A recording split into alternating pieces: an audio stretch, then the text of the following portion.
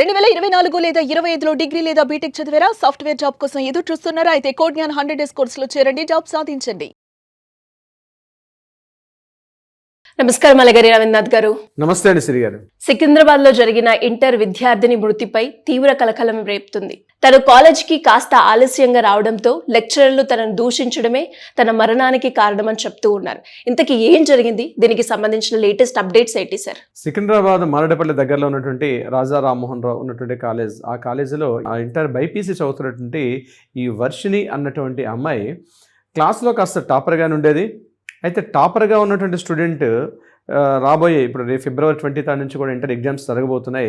ఆ ఎగ్జామ్స్కి ప్రిపేర్ అవుతుంది. సో ప్రీ ఎగ్జామ్స్ అని చెప్పి ఇప్పుడు నిన్న జనవరి 3వ తారీఖు నుంచి కూడా కాలేజీలో ఎగ్జామ్స్ కండక్ట్ చేస్తున్నారు. ప్రీ ఫైనల్ ఎగ్జామ్స్ అని అన్ని చోట్ల కూడా కండక్ట్ చేస్తారు. సో ఈ ప్రీ ఫైనల్ ఎగ్జామ్స్కి అమ్మాయి కూడా ప్రిపేర్ అవుతుంది. క్లాసులో ఇప్పటివరకు కూడా ఇంతకుముందు అనేక జరిగిన ఎగ్జామ్స్లో కూడా ఈ అమ్మాయి టాపర్గా ఉండడం, అది ఆ విషయం ఆ ఫ్రెండ్స్ చెప్తూ ఉన్నారు.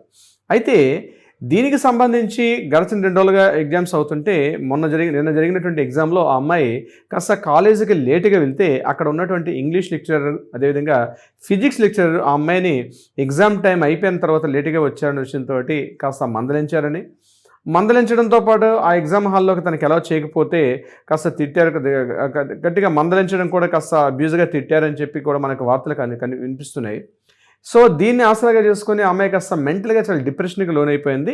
ఇంటికి వెళ్ళిన తర్వాత వాళ్ళ మదర్తో మాట్లాడుతూ ఎందుకు ఇలా ముభావంగా ఉన్నా ఏంటని మాట్లాడితే ఆ రోజు కాలేజీలో జరిగిన సంఘటన కాస్త చెప్పిన తర్వాత తల్లితో మాట్లాడుతూ ఉన్నటువంటి వ్యక్తి యథాలాపంగా అక్కడ వెంటనే పడిపోయింది. ఇమ్మీడియట్గా దగ్గరలో ఉన్న హాస్పిటల్ తీసుకెళ్ళి చూపిస్తే బ్లడ్ క్లాట్ అయిపోయింది. అందువల్ల ఆమెకి శ్వాస అందకుండా చనిపోయిందని చెప్పి డాక్టర్లు ధృవీకరించినట్టుగా కూడా తెలుస్తుంది. సో కాలేజీలో ఉదయం పూట జరిగినటువంటి ఈ లెక్చరర్స్, ఇంగ్లీష్ లెక్చరర్ అదేవిధంగా ఫిజిక్స్ లెక్చరర్ అయినటువంటి వాళ్ళిద్దరు గట్టిగా మందలించడం వల్ల చాలా నిరాశకు లోనైంది. ముఖ్యంగా క్లాసులో టాపర్గా నిలిచినటువంటి అమ్మాయి కూడా కొంత మెంటల్ డిప్రెషన్కి లోనయ్యి, అది అంటే ఇంటర్ విద్యార్థి అంటే సుమారుగా 16-17 ఏళ్ళు ఉన్నటువంటి ఒక అమ్మాయి దాన్ని తను డైజెస్ట్ చేసుకోలేక కేవలం ఆ ఒక కారణంతో చనిపోయిందని చెప్పి నిన్న ఆ కాలేజీ ఎదుట ముఖ్యంగా వాళ్ళ బంధువులు మిత్రులందరూ కూడా వెళ్ళి కాలేజీ ముందర బయట ఇంచుగా ధర్నాకి దిగడం, పోలీసులు వెంటనే రంగంలోకి ప్రవేశించి అక్కడ ఉన్నటువంటి ఎవరైతే అనుమతి లేకుండా ధర్నా చేస్తున్న వాళ్ళ మీద కూడా కొన్ని కేసులు పెట్టారు. ఆ మొత్తం అందరినీ కూడా చెల్లాచెల్లి చేసి ఆ మృతదేహాన్ని అక్కడ పెట్టుకొని వాళ్ళు గట్టిగా గొడవ చేస్తుంటే ఆ బాడీని తీసుకుని కూడా గాంధీ హాస్పిటల్ మార్చి తీసుకెళ్లారు. గాంధీ హాస్పిటల్ కూడా శవ పంచనామా చేసినట్టుగా కూడా తెలుస్తుంది. ఇది యాక్చువల్గా జరిగినటువంటి మనకు అందిన ఇన్ఫర్మేషన్ ప్రకారం, మనకు తెలిసిన విషయం ప్రకారం ఇది జరిగింది యాక్చువల్గా కాలేజీలో. అయితే ఇక్కడ వర్షిణి ఏం జరిగింది, కాలేజీలో ఆత్మహత్య చేసుకుందా లేదా వర్షిణి కేవలం కాలేజీ లెక్చరర్స్ మందలింపుకి గురయ్యి తను మెంటల్గా డిప్రెషన్కి లోనే చనిపోయింది. ఆ తర్వాత పోలీసుల యొక్క విచారణలో కూడా తెలిసే అవకాశం ఉంటుంది. లీగల్ పరంగా వాళ్ళ పేరెంట్స్ ఎవరైనా కూడా చర్యలు తీసుకోవాలి అంటే ఏ విధంగా ఉంటుంది సార్? తప్పనిసరిగా దీనికి మానసిక వేధింపులు అని ఉంటుంది. అంటే అవమానకరంగా మాట్లాడడం, అబ్యూజ్గా తిట్టడం, ఇవన్నీ కారణాలుగా మనం చూపిస్తూ సెక్షన్ 304A అన్నటువంటి సెక్షన్ ఇంపోజ్ చేసే అవకాశం ఉంటుంది. అంటే విపరీతంగా వేధింపులు గురి చేస్తూ ఆ అమ్మాయిని అబ్యూజ్గా తిట్టడం కానీ అది నిజమైన కారణం అనేది కూడా రేపు ప్రాసిక్యూషన్లో అక్కడ కోర్టులో కూడా ఆర్గ్యుమెంట్ జరిగేటప్పుడు బలమైన కారణంగా చూపించాల్సిన పరిస్థితి కూడా వస్తుంది. ముఖ్యంగా ఈ కేసుకు సంబంధించి మెడికల్ పోస్ట్ మార్టం రిపోర్ట్ చాలా ఇంపార్టెంట్. అసలు మార్నింగ్ కాలేజీకి వెళ్ళినప్పటి నుంచి ఆమె ఇంటికి మరలా వచ్చి వాళ్ళ మదర్తో మాట్లాడుతూ చనిపోయిన ఆ ఎంటైర్ టైం లైన్లో ఏం జరిగింది అనే విషయం కూడా చాలా ఇంపార్టెంట్. ప్రతి పాయింట్ ఈ ప్రాసిక్యూషన్ జరిగేటప్పుడు విషయం. అయితే ఈ 304 సెక్షన్ ఏదైతే ఉందో దీనికి మ్యాక్సిమం విధించే శిక్ష కూడా 2 years లోపు ఉంటుంది. దీన్ని పోలీసులు అరెస్ట్ చేసి దాన్ని అరెస్ట్ చూపిస్తారు, తర్వాత బెయిల్ కూడా వచ్చే అవకాశం ఉంటుంది. ఇది ఒక కారణం. ఇది కాకుండా ఆమె మీద 503, 506 అంటే ఆత్మహత్యకు, ఒకవేళ ఆత్మహత్య జరిగినట్టుగా మనకి ఏమైనా పోలీసు నిర్ధారణ జరిగితే ఆత్మహత్యకు ప్రేరేపించిన కారణాలు అయితే అది 503, అదేవిధంగా 506 ఈ సెక్షన్స్ కూడా ఇంపోజ్ అయ్యే అవకాశం కూడా ఉంటుంది. అంత ఆత్మహత్యకు ప్రేరేపించే విధంగా ఉండడం. ఇక్కడ మనకి అందుతున్నటువంటి న్యూస్ ప్రకారం చేస్తే ఆ అమ్మాయి కేవలం లెక్చరర్స్ యొక్క గట్టిగా మందలించడంతో తను డైజెస్ట్ చేసుకోలేక, ముఖ్యంగా తన క్లాస్మేట్స్, తన ఫ్రెండ్స్ అందరి దగ్గర చాలా ఇన్సల్ట్గా ఫీల్ అయ్యి తను ఓన్ చేసుకోలేక, ఇది తను మైండ్లో తనకు ఒక బ్లడ్ క్లాట్ అవడానికి అదే ప్రధాన కారణమైంది అన్నట్టుగా మనకు వార్తలు వినిపిస్తున్నాయి. సో ఇదే కరెక్ట్గా నిజమైతే 304 సెక్షన్ ఇంపోజ్ అవుతుంది. ఆ ఎవరైతే ఈ మానసిక వేధింపులు గురి చేశారో వాళ్ళ మీద కూడా కఠినంగా శిక్షలు విధించే అవకాశం కూడా ఉంటుంది. ఇది బెయిలబుల్ పనిష్మెంట్ అన్నటువంటి సెక్షన్ ఇది. సో ఇది అయితే ఇక్కడ ప్రాసిక్యూషన్ వాళ్ళు దీని మీద కరెక్ట్గా నిర్ధారణ చేయాల్సిన పరిస్థితి వస్తుంది.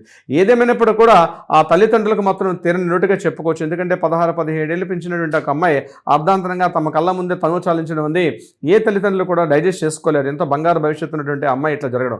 ఏదేమైనప్పుడు కూడా ఈరోజు విద్యా వ్యవస్థలో జరుగుతున్నటువంటి ఇటువంటి దుశ్చర్యలు ఏవైతే మానసిక వేధింపులు, మానసిక ఒత్తిడి, అంటే కాంపిటేటివ్ రంగంలో తనకంటూ ప్రతిభ నిరూపించుకోవాలంటే గట్టిగా కాంపిటీషన్ నిలబడాలి, చదవాలి అనే ఉద్దేశంతో కొంత లెక్చరర్స్కి స్టూడెంట్స్కి మధ్య కొంత ఒత్తిడి, స్ట్రెస్ అయితే ఖచ్చితంగా ఈరోజు లోనవుతున్నారు.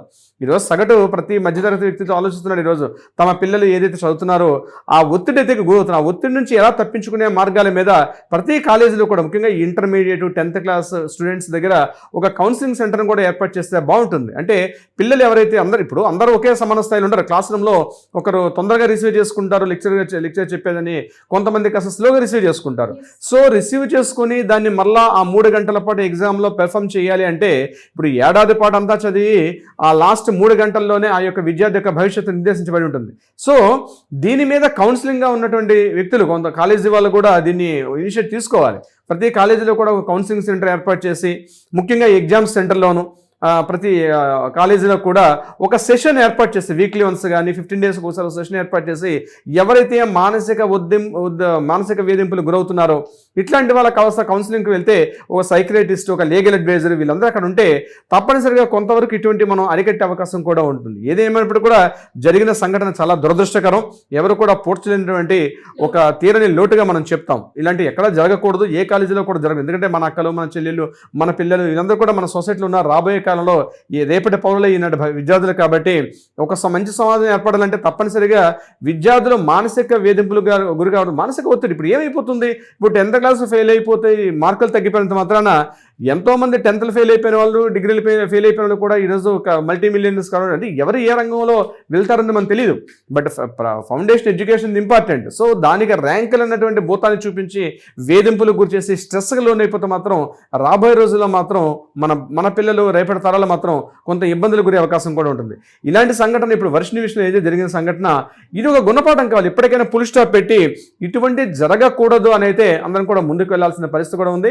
ముఖ్యంగా నేను సూచించినట్టుగా ప్రతి ఒక కాలేజీలో కూడా ఒక పీరియడ్ ఎలా ఉంటుందో, ప్రతి ఏదో మ్యాథ్స్ అని, ఫిజిక్స్ అని, కెమిస్ట్రీ ఎట్లయితే పీరియడ్ ఉంటుందో అదే విధంగా ఇక్కడ కూడా ఒక కౌన్సిలింగ్ సెంటర్ని ఏర్పాటు చేసి ఆ స్ట్రెస్కి ఎవరైతే లోన్ అయ్యారో ఆ స్ట్రెస్ నుంచి ఎలా రిలీఫ్ అవ్వాలి, ఒక మెడిటేషన్ తీసుకోవడం, యోగా తీసుకోవడం, ఏం కుంపలు మునిగిపోతాయి. దానికోసం పెద్దగా అంత డెప్త్గా వెళ్ళి ఆలోచించి బ్లడ్ క్లాట్ అయిపోయి, అంటే మనకంత ఇన్ఫర్మేషన్ ప్రకారం నిజానిజాలంది పోలీసుల యొక్క దర్యాప్తులో, విచారణలో తెలిసే అవకాశం కూడా ఉంటుంది. సో ఏదేమైనప్పుడు కూడా జరిగిన సంఘటన దురదృష్టకరం. ఇట్లాంటి జరగకూడదని ఆశిద్దాం. సిరి గారు, అంటే ఒక స్టేబుల్ గా బ్యాలెన్స్ గా ముందుకు వెళ్ళాలి అంటే కౌన్సిలింగ్ సెషన్ అనేది యాజ్ ఎ మెంటర్ గా వాళ్ళకి, స్టూడెంట్స్ కి కూడా అవసరం ప్రజెంట్ ఉన్న సిచ్యువేషన్ లో అని అర్థమవుతూ ఉంది. Anyways, great information. Thank you so much. Thank you so much Siri గారు.